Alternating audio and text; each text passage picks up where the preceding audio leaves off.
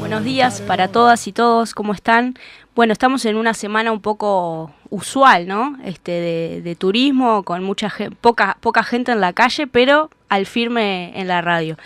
Y en particular el día de hoy queremos ahondar un poco en lo que es el programa y la campaña electoral de la Unidad Popular. Bueno, como siempre repetimos, la campaña ya empezó, ahora sí, hay mucho movimiento en lo que tiene que ver con el sistema político y bueno, para también dar este pie, invitamos al día de hoy a la fórmula de la Unidad Popular, el maestro Gonzalo Abella, candidato a la presidencia, y Gustavo López, candidato a la vicepresidencia por la Unidad Popular. ¿Cómo están? ¿Qué tal, Valeria? Buen día a la audiencia también y gracias por la invitación. Buen día, buen día. Bueno, capaz que para comenzar un poco enfocándonos en lo que es el programa de la Unidad Popular, ¿verdad? ¿Cuáles entienden ustedes que son los aspectos centrales del programa que la Unidad Popular ya votó hace unos cuantos meses? Y sobre todo, ¿qué nos diferencia de por ahí otros programas u otras propuestas que andan en la vuelta, verdad? Bueno, mira, en primer lugar, el programa de la Unidad Popular se contrapone antagónicamente al conjunto del programa del neoliberalismo que se expresa en el oficialismo y en los partidos de la oposición burguesa. Si nos confrontamos justamente en los temas esenciales. Cuando hablamos de los temas esenciales nos referimos a nuestra relación hacia el trabajo, la salud, la tierra, fundamentalmente mirados desde la óptica de los trabajadores y en función de un proyecto de país que atienda las demandas de las grandes mayorías.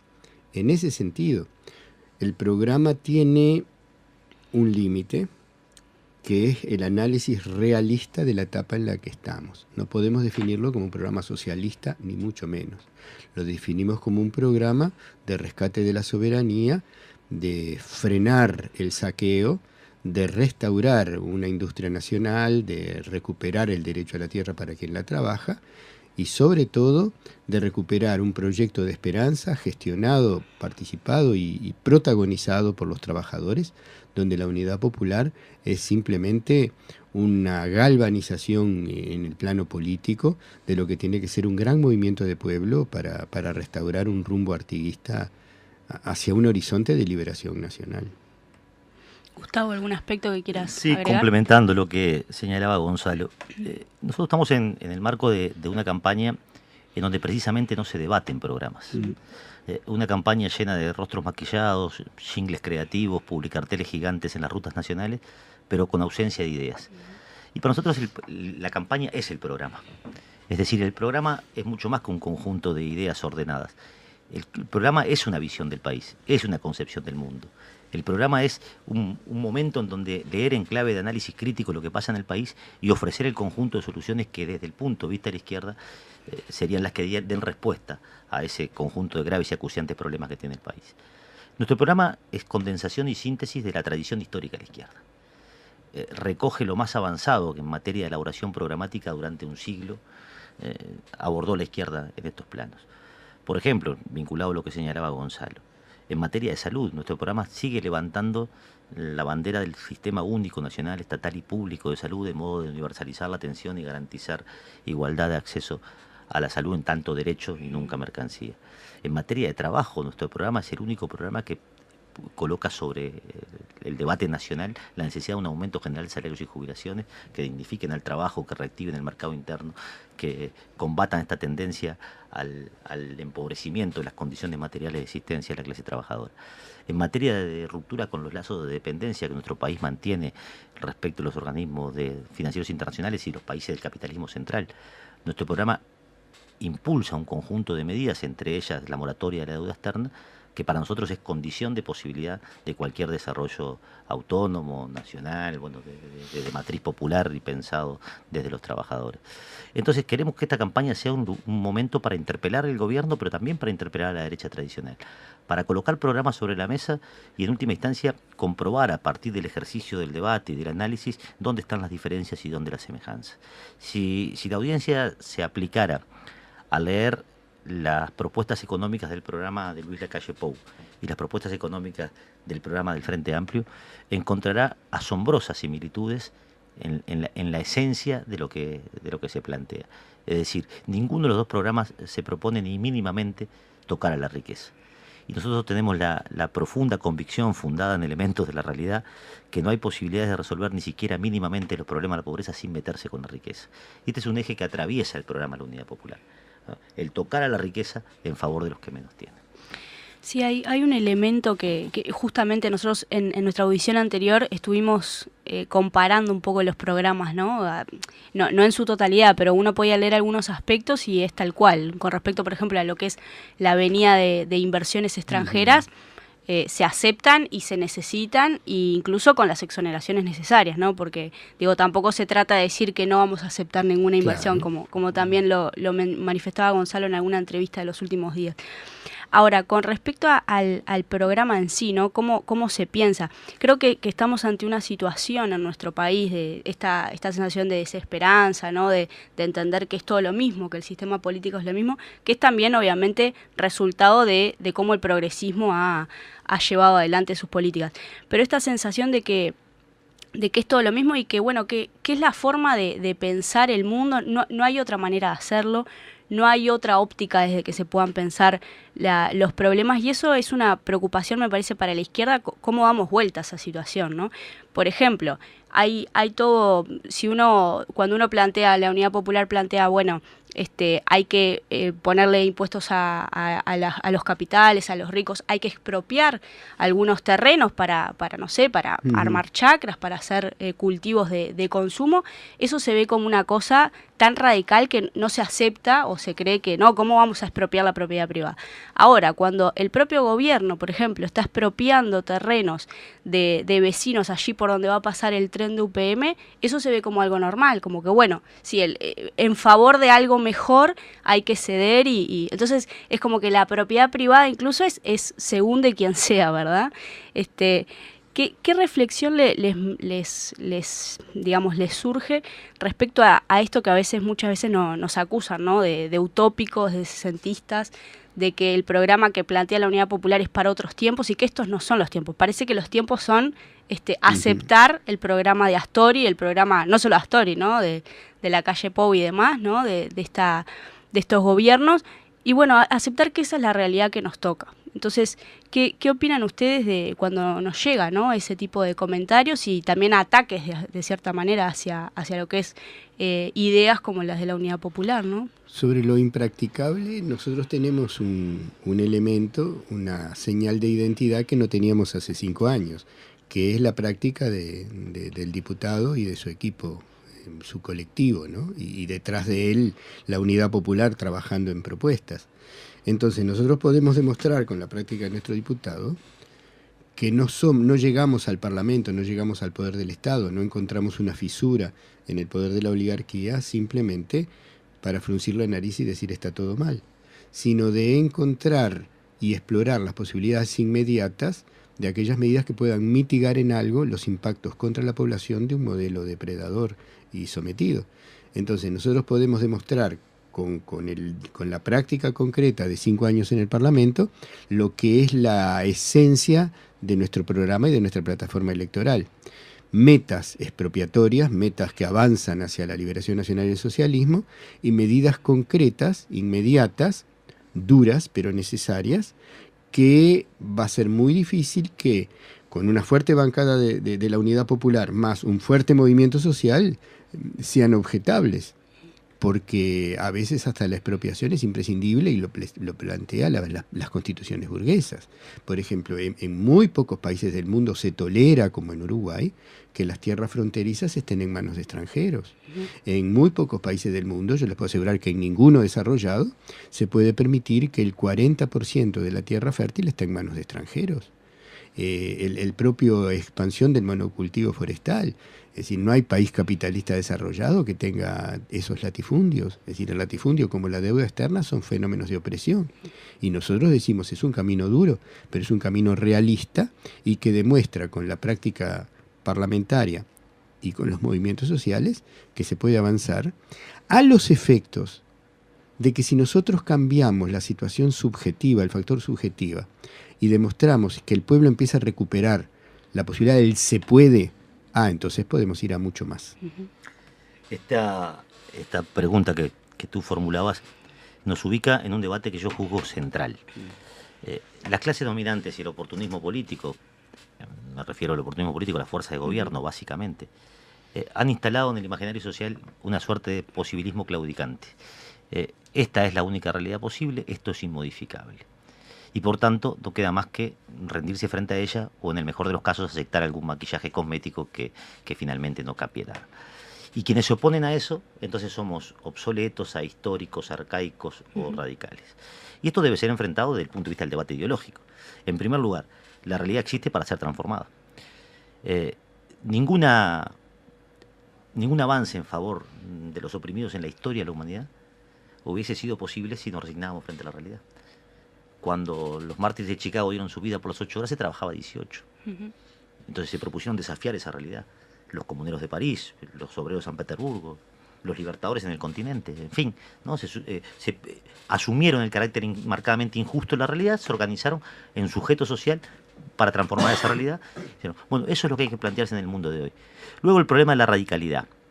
En un sentido etimológico, si radical es abordar el problema por la raíz, entonces asumimos la radicalidad porque claro, creemos que efectivamente este país necesita una transformación radical, de la raíz. Ahora, si por radical se nos pretende señalar como portadores de un modelo de país inaplicable, utópico, en fin, bueno, ahí vamos a resistir a ese mote, porque en realidad lo único verdaderamente utópico, más que utópico, quimérico a esta altura, es pensar que el capitalismo es la alternativa a la humanidad, porque el capitalismo solo puede ofrecer lo que vemos todos los días en el mundo, la reproducción ampliada y sistemática de la injusticia, la desigualdad, la miseria, la guerra, la muerte. Y nuestro programa es aplicable o no. A mí me parece que hay una radicalidad de derecha acá. Radical de derecha es el que funde Pluma, radical de derecha es el que dilapida dineros públicos en beneficio propio. Un radicalismo de derecha es el que expropia sin miramientos para construir un tren a la inversión extranjera directa. Esa es una medida. Entonces uno dice, vamos a apropiar las tierras de lo que hizo nuestro programa, ¿no? Los latifundios de 2.000 hectáreas con índice con 100 lo vamos a expropiar. Qué horrible, qué radical. Y llevan 100 terrenos expropiados de bastante menor cuantía y valía al servicio de UPM. De modo que nosotros no podemos asumir eso así ligeramente. Nosotros decimos, nuestro programa es concreto, es real y es posible. Y veámoslo en términos históricos. Si para el mundo la década del 60 y principios de los 70, el programa fundacional del Frente Amplio proponía nacionalizar la banca y el comercio exterior, aumento general de salarios y jubilaciones, romper la dependencia con los organismos de crédito internacional, promover el desarrollo industrial. ¿Para qué mundo? Para el mundo de hoy, que es infinitamente más desigual, más injusto, más inmundo que el del 60, ¿cuál es la respuesta que se da del gobierno? Extranjerizar tierra, pagar la deuda externa por adelantado, andar del brazo de las transnacionales, reprimir el movimiento social. No, eso no es una política de izquierda. Una política de izquierda es aquella que recoge aquel programa, naturalmente lo resignifica, lo pone a la luz de nuevos desafíos, fenómenos nuevos que la realidad hoy tiene y no tenía en los 70, por ejemplo, la creciente preocupación por la cuestión medioambiental, que hay que integrar decididamente al programa de izquierda, o la lucha por la igualdad de género y el impulso del movimiento feminista, que tiene hoy una dimensión distinta a la que tenía en los 60 o los 70. Ahora, resignificado, puesto a la luz de los nuevos desafíos, los elementos centrales de aquel programa hoy están planteados. Y voy a decir algo más sobre el cierre. Incluso si por un segundo tuviesen razón los que dicen que el mundo es este y nada más que este, ¿no? Que no la tienen, pero si admitiéramos que por un segundo tienen razón, ¿y qué deberíamos hacer nosotros? ¿Resignarnos a ver la injusticia? ¿No? Incluso si fuera así, habría que pelear por otro mundo. Exacto. ¿No? Porque de lo contrario tendríamos que presenciar pasivamente cómo se degrada la vida para que una minúscula porción de los habitantes de este mundo vivan en el lujo y la opulencia y la inmensa mayoría pasen penurias para sobrevivir. Por tanto, la defensa de nuestro programa es la defensa de un programa concreto, real, posible y en algunos casos urgentes. Exacto, otro aspecto que estaba pensando, ¿no? Otra de las ventajas o digamos de las cosas buenas que tiene el programa de la Unidad Popular es que también plantea distintos momentos, ¿no? Claro. O sea, hay ideas que son obviamente a largo plazo y que no se pueden aplicar desde nuestro lugar en el Parlamento hoy, pero hay otro montón, una batería de propuestas que en realidad se pueden aplicar aún teniendo un solo diputado como tiene la Unidad Popular el día de hoy, y que pueden ir cambiando algunos aspectos que entendemos centrales, ¿no? Estaba el tema, por ejemplo, bueno, obviamente el plan de vivienda, que fue muy trabajado en estos años, pero también otras ideas como la incorporación de algunos impuestos o la restauración de algunos impuestos, ¿verdad? Que ya existían, que no casualmente fue el propio Astori que lo sacó. Yo pienso bueno, en el impuesto a la actividad bancaria que se menciona fuertemente en la campaña electoral, y también algunos otros que por ahí no son tan públicos, pero que, por ejemplo, a la luz de la situación que está viviendo el famoso déficit del BPS, que existen y que es una alternativa real para paliar ese déficit, como es el caso de que, por ejemplo, el aporte que hacen los patrones a la seguridad social, en 2007 se redujo. Estaba en un 12% y se pasó a un 7,5%, supuestamente para fomentar justamente la generación de trabajo. Al día de hoy los patrones aportan la mitad de lo que un trabajador aporta a su seguridad social. Entonces pregunto, ese tipo de cuestiones que son bien concretas y que se pueden impulsar, ¿no?, ¿verdad?, desde el Parlamento. Es decir, tenemos un montón de ese tipo de propuestas que se pueden realizar hoy y que no necesitamos esperar que cambie el mundo o cambiarlo para poder llevarlas adelante, ¿verdad? Es que para cambiar el mundo es importante el factor subjetivo, es decir, que la gente descubra que se puede, que otro camino se puede empezar a andar, y después de ahí plantearnos metas mucho más radicales, pero primero con un pueblo que tenga la disposición y la convicción de que se puede. Yo quiero incorporar a lo que tú decías. Toda la gente de campaña se queja de la caminería rural, de las rutas deshechas por los grandes camiones transportadores de troncos para las transnacionales. Un impuesto a la destrucción y al deterioro de las rutas no es nuestro programa, pero es un primer paso para frenar el abuso del uso de nuestro territorio por parte de las transnacionales. Un impuesto a la contaminación, a los grandes contaminadores, porque el pequeño productor a veces no tiene otra opción que usar agroquímicos y quizás los tenga que seguir usando, pero a los grandes contaminadores irresponsables, un fuerte impuesto. No es lo que queremos, nosotros queremos que vayan presos, pero un fuerte impuesto a los grandes contaminantes irresponsables y a sus cómplices en la dinama o donde estén, es una cosa que genera ingresos. Después dicen no hay plata. Claro que hay plata, dice en otro programa. El problema es atreverse a reclamarle a los poderosos. Efectivamente, en nuestro programa y nuestra práctica política en el Parlamento, la gestión del compañero Eduardo Rubio lo ha demostrado, ha tenido los pies sobre la tierra y sobre la realidad, y ha sido capaz de vincularse en diálogo fecundo con el movimiento social, reflejando desde la óptica parlamentaria las necesidades que ahí están planteadas. El ejemplo de la vivienda es en ese sentido emblemático, ¿no? Un proyecto concreto, real, financiable, que atiende una de las necesidades más dramáticas de los sectores populares, que es el acceso a la vivienda. Ahora, ciertamente nuestro programa tiene un conjunto de medidas que no afectan del fondo la estructura económica, no modifican la propiedad de los medios de producción, pero mejoran sustantivamente las condiciones de vida de los trabajadores e incluso recuperan cierta perspectiva de país en el marco de la ruptura con la dependencia. Una forma muy útil y muy simple de caracterizar un gobierno, esto nos lo decía Lenin, es abordar cada una de sus medidas y pensar a quién benefician, a quién perjudican. Y entonces, por ejemplo, la carga de impositivos. No tenemos una estructura impositiva marcadamente injusta. Al Estado lo sostienen los trabajadores. Tabaré Vázquez repetía en la campaña con recurrente insistencia una muletilla que decía que pague más el que tiene más, que pague menos el que tiene menos, ¿no? ¿Qué ha ocurrido con eso? Los que más trabajan pagan más, ¿no? Y los que más tienen, los banqueros, los monopolios ojeros, las transnacionales, no pagan nada. Los trabajadores todos recibimos en nuestro recibo de sueldo, con el curioso nombre de Montepío, un descuento del 15% que va para el BPS. Los patrones pagan 7,5%. Entonces, ¿a quién beneficia eso? Marcadamente las patronales. Las universidades católicas y privadas no pagan aporte patronales, y las universidades de la República sí. Entonces, ahí está marcadamente una carga impositiva. ¿Por qué se tala el IRPF como un impuesto cuando el salario no puede ser una renta? ¿No? Así como grabar otro tipo del consumo suntuario, en fin, sí habrá tela para cortar si se le saca donde se tiene que sacar y si se destina correctamente. Ejemplo, el último, sé que estamos cortos de tiempo, una victoria de la Unidad Popular de la cual hablamos poco, no de la Unidad Popular, la historia del movimiento social que la Unidad Popular en última instancia acompañó, que fue el traspaso de una porción del subsidio de la cerveza al hospital de clínica. Hay una medida redistributiva concreta, clara. Dinero que estaba en manos de las transnacionales que envasaban cerveza fue a parar al hospital de clínica.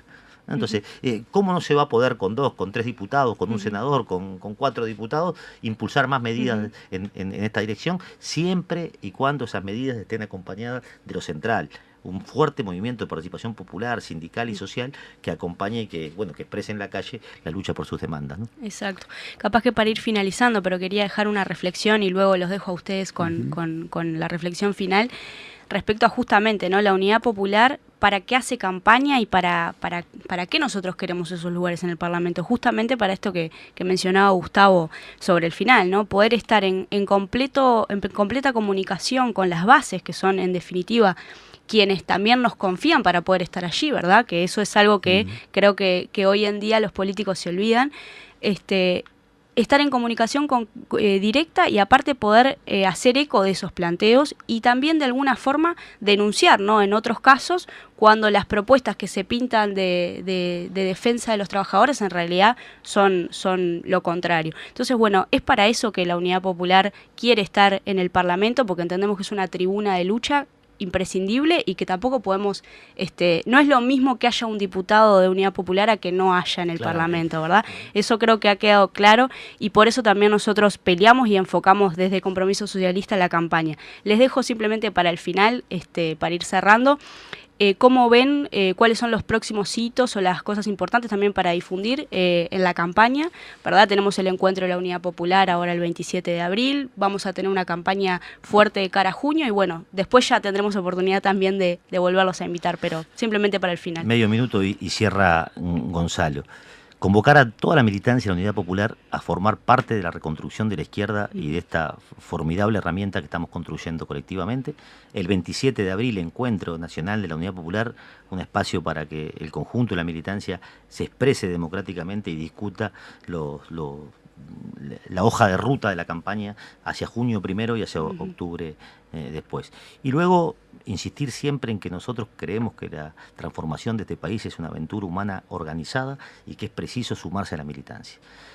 Nosotros estamos seguros que hay decenas de miles de compañeros por ahí que todavía no encontraron la herramienta, que buscan la herramienta y que tenemos que ser nosotros capaces de abrir las puertas y ventanas de la Unidad Popular para que ese contenido disperso encuentre ahí una herramienta. Entonces el llamado de siempre, el llamado a militar, el llamado a juntarse, el llamado a construir una organización en donde cada uno tenga un lugar.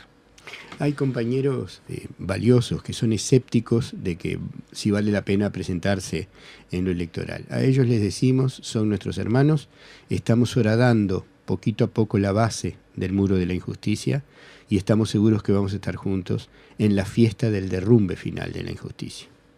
Bueno, muchas gracias por habernos acompañado hoy y los vemos a todos. Nos encontramos el próximo jueves de nuevo en Cambio de Rumbo. Gracias. Gracias a ti.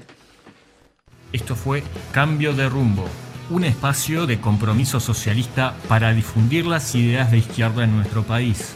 Nos reencontramos el próximo jueves a las 10 horas. Larga, muchacho, tu voz joven, como larga la luz el sol, que aunque tenga que estrellarse contra un paredón, que aunque tenga que estrellarse se dividirá en dos. Suelta, muchacho, tus pensamientos, como anda suelto el viento. Sos la esperanza y la voz que vendrá a florecer en la nueva tierra.